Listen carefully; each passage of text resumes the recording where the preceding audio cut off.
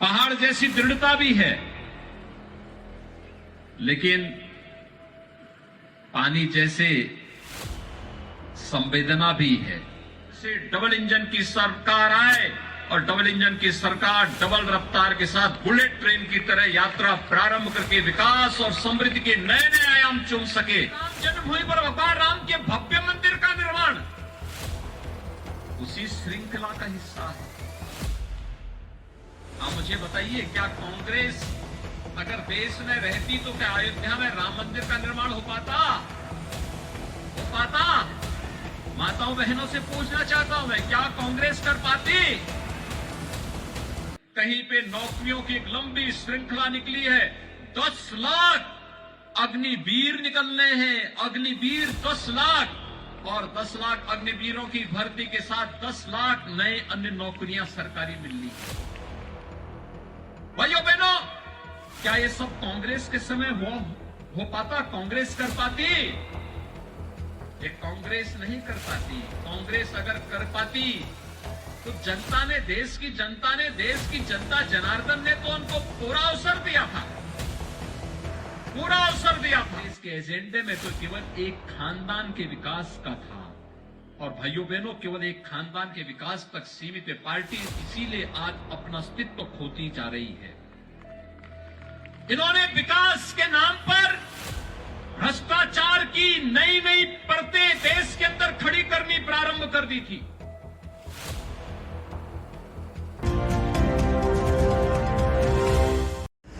उत्तर प्रदेश के मुख्यमंत्री योगी आदित्यनाथ आज हिमाचल प्रदेश के जिला हमीरपुर के बड़सर विधानसभा क्षेत्र पहुंचे, जहां उन्होंने चुनावी जनसभा को संबोधित किया और बड़सर विधानसभा क्षेत्र से भाजपा प्रत्याशी माया शर्मा के पक्ष में वोट की अपील की।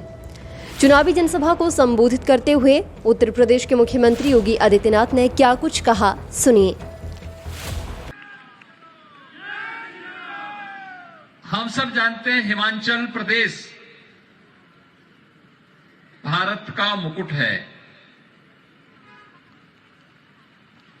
देवभूमि के रूप में विख्यात है। यहां का हर डांडा, हर घाटी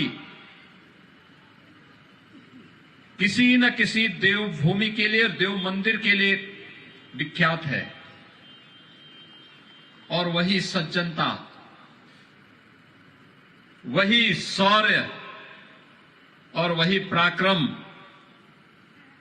हिमाचल प्रदेश के नौजवानों के अंदर देखने को मिलता है, यहां के नागरिकों के अंदर देखने को मिलता है। पहाड़ जैसी दृढ़ता भी है, लेकिन पानी जैसे संवेदना भी है, और दोनों का जब समन्वय होता है तब भारत के रक्षक के रूप में जवान यहां से निकल करके भारत की सीमाओं पर भारत की रक्षा करते हैं। और भाइयों बहनों, हम सब जानते हैं, देश के इन बहादुर जवानों को सम्मान देने का काम अगर किसी ने किया, वन रैंक वन पेंशन के माध्यम से प्रधानमंत्री मोदी जी ने किया। अभिनंदनीय कार्य हुआ है श्री जयराम ठाकुर जी के नेतृत्व में हिमाचल प्रदेश के अंदर। हिमाचल प्रदेश आज विकास की एक नई गाथा लिख रहा है। हिमाचल प्रदेश एक बार फिर से अपने शौर्य और पराक्रम के साथ साथ विकास और समृद्धि की एक नए पथ पर अग्रसर हुआ है। और ये हम सबका सौभाग्य है। हिमाचल प्रदेश तो आज संगठन के क्षेत्र में पूरी भारतीय जनता पार्टी को नेतृत्व दे रहा है। भारतीय जनता पार्टी के राष्ट्रीय अध्यक्ष श्री जगत प्रकाश नड्डा जी भी इसी हिमाचल प्रदेश की माटी के सपूत हैं, और केंद्रीय मंत्री और आपके लोकप्रिय सांसद श्री अनुराग सिंह ठाकुर जी भी इसी हिमाचल प्रदेश के सपूत हैं। भाइयों बहनों, अच्छी अच्छी विभूतियों को हिमाचल प्रदेश ने दिया है। विकास का मॉडल देने वाला हिमाचल प्रदेश, इसकी विकास की यात्रा रुकनी नहीं चाहिए, थमनी नहीं चाहिए। इसके लिए आवश्यक है फिर से डबल इंजन की सरकार आए और डबल इंजन की सरकार डबल रफ्तार के साथ बुलेट ट्रेन की तरह यात्रा प्रारंभ करके विकास और समृद्धि के नए नए आयाम चुम सके। इसके लिए आप सबसे अपील करने के लिए मैं आया हूं। पंचप्रण में अपनी विरासत को सम्मान देना और गुलामी के अंश से सर्वथा मुक्ति के लिए भी और एकता और एकीकरण के लिए भी प्रधानमंत्री मोदी जी ने देश का आह्वान किया। अयोध्या में श्री राम जन्मभूमि पर भगवान राम के भव्य मंदिर का निर्माण उसी श्रृंखला का हिस्सा है। आप मुझे बताइए, क्या कांग्रेस अगर देश में रहती तो क्या अयोध्या में राम मंदिर का निर्माण हो पाता? माताओं बहनों से पूछना चाहता हूं मैं, क्या कांग्रेस कर पाती? अयोध्या में राम मंदिर निर्माण पर आपको गौरव की अनुभूति होती है कि नहीं होती है? 500 वर्षों के बाद गुलामी के ढांचे को समाप्त करके अयोध्या में भगवान राम के भव्य मंदिर का निर्माण हो रहा है। ये भारत का भव्य राष्ट्र मंदिर है। हर भारतवासी को गौरव की अनुभूति करनी चाहिए कि हम राम की धरती पर पैदा हुए हैं और किसी कालखंड में किसी विदेशी आक्रांता ने अयोध्या में राम मंदिर को तोड़ करके वहां पर एक विवादित ढांचा खड़ा किया था। समय के अंतराल के साथ धर्म चक्र अपना काम किया है और अयोध्या में आज भगवान श्री राम का भव्य मंदिर के निर्माण का कार्य उसी युद्ध स्तर पर आगे बढ़ रहा है। भाइयों बहनों, काशी में बाबा विश्वनाथ का धाम फिर से संवर चुका है, काशी विश्वनाथ धाम के रूप में। आपने लोकार्पण कार्यक्रम देखा होगा, आप में से कुछ लोग काशी जाने का अवसर प्राप्त हुआ होगा। जाइए, देखिए कितना भव्य है। मथुरा वृंदावन में जाके देखिए कितनी भव्यता के साथ काम हुआ है। अभी प्रधानमंत्री जी ने महाकाल, उज्जैन में महाकाल के प्रथम चरण के कार्य का लोकार्पण किया, कितना भव्य कार्य हुआ है। और केदारपुरी में, उत्तराखंड के केदारपुरी के उस कार्य का भी लोकार्पण प्रधानमंत्री मोदी जी के द्वारा संपन्न हुआ है। यही तो है विरासत के प्रति सम्मान का भाव, यही है भारत के अंदर हर नौजवान के हाथ को कार्य मिल सके। मिशन रोजगार हर नौजवान को रोजगार के साथ जोड़ने के लिए कहीं अग्निपथ की योजना प्रारंभ हुई है, कहीं पे नौकरियों की एक लंबी श्रृंखला निकली है। 10 लाख अग्निवीर निकलने हैं, अग्निवीर 10 लाख, और 10 लाख अग्निवीरों की भर्ती के साथ 10 लाख नए अन्य नौकरियां सरकारी मिलनी है। भाइयों बहनों, क्या ये सब कांग्रेस के समय हो पाता? कांग्रेस कर पाती? ये कांग्रेस नहीं कर पाती। कांग्रेस अगर कर पाती तो जनता ने, देश की जनता जनार्दन ने तो उनको पूरा अवसर दिया था। लेकिन कांग्रेस के एजेंडे में विकास नहीं है, कांग्रेस के एजेंडे में विरासत का सम्मान नहीं है, कांग्रेस के एजेंडे में सैनिकों का सम्मान भी नहीं है। कांग्रेस के एजेंडे में कहीं भी न अयोध्या था, न काशी था, न केदारपुरी थी, न महाकाल था। कांग्रेस के एजेंडे में तो केवल एक खानदान के विकास का था। और भाइयों बहनों, केवल एक खानदान के विकास तक सीमित है पार्टी, इसीलिए आज अपना अस्तित्व खोती जा रही है। इन्होंने विकास के नाम पर भ्रष्टाचार की नई नई परतें देश के अंदर खड़ी करनी प्रारंभ कर दी थी। इसका खामियाजा देश ने भुगता है। विकास अवरुद्ध हुआ है और आज उसकी कीमत हमारा नौजवान चुका रहा था।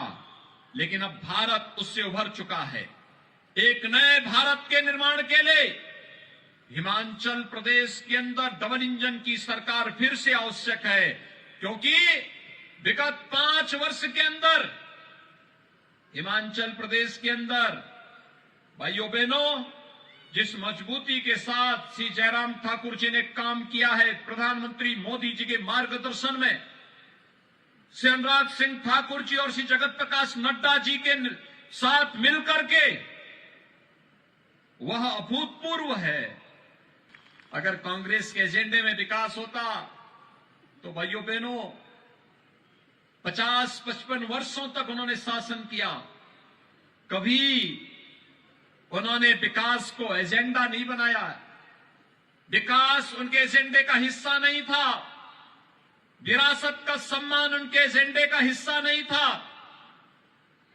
सैनिकों का सम्मान उनके एजेंडे का हिस्सा नहीं था, गुलामी के अंश की सर्वथा मुक्ति उनके एजेंडे का हिस्सा नहीं था।